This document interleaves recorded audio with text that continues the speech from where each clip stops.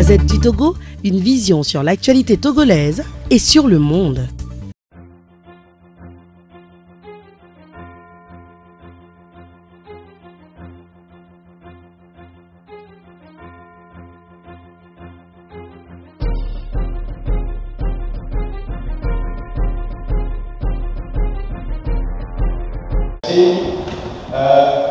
Le sujet débattu est tel que je ne sais pas si la coupure va vous aider. Vous perdez du temps là.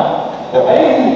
Alors, je pense que s'il y a la pression de la coupure, ça vous empêche la Allez-y.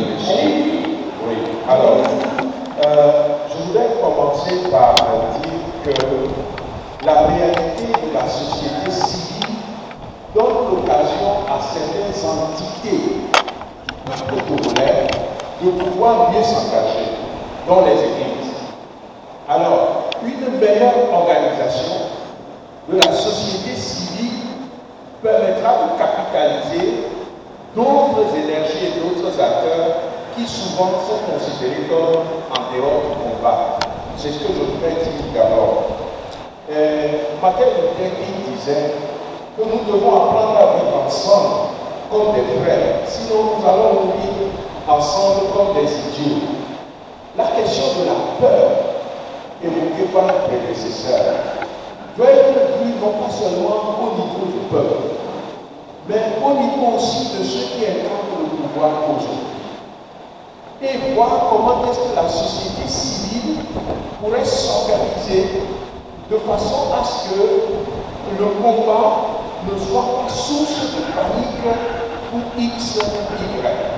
Alors, moi je voudrais proposer que, en plus de tout ce qui a été proposé, qu'on arrive à avoir un projet social commun de la société civile. Et que ce soit un document écrit, validé. Et c'est à partir de ce fonds commun qui doit se démarquer ou non de la politique politicienne que nous allons sensibiliser, former, avancer. C'est une première proposition. Une deuxième proposition, c'est que la société civile puisse s'organiser dans notre pays pour organiser un forum de médiation entre elle et les officiers de l'armée. Parce qu'il y a comme une impossibilité et une rupture entre nos frères militaires et nous. Et pourtant, ils ne sont pas moins lésés et ils ne font pas moins l'expérience de la misère que vous venez de décrire. Je pense que ce que les partis politiques peut-être ne pourront pas faire, la société civile pourrait arriver.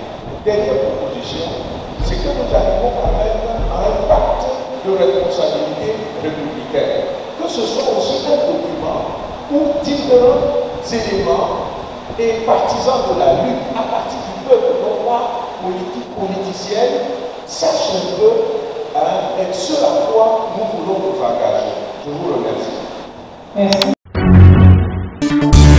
La Gazette du Togo, une vision sur l'actualité togolaise et sur le monde.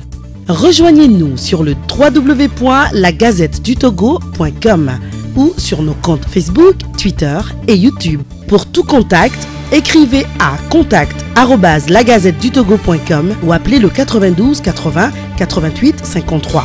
La Gazette du Togo, c'est l'information en continu.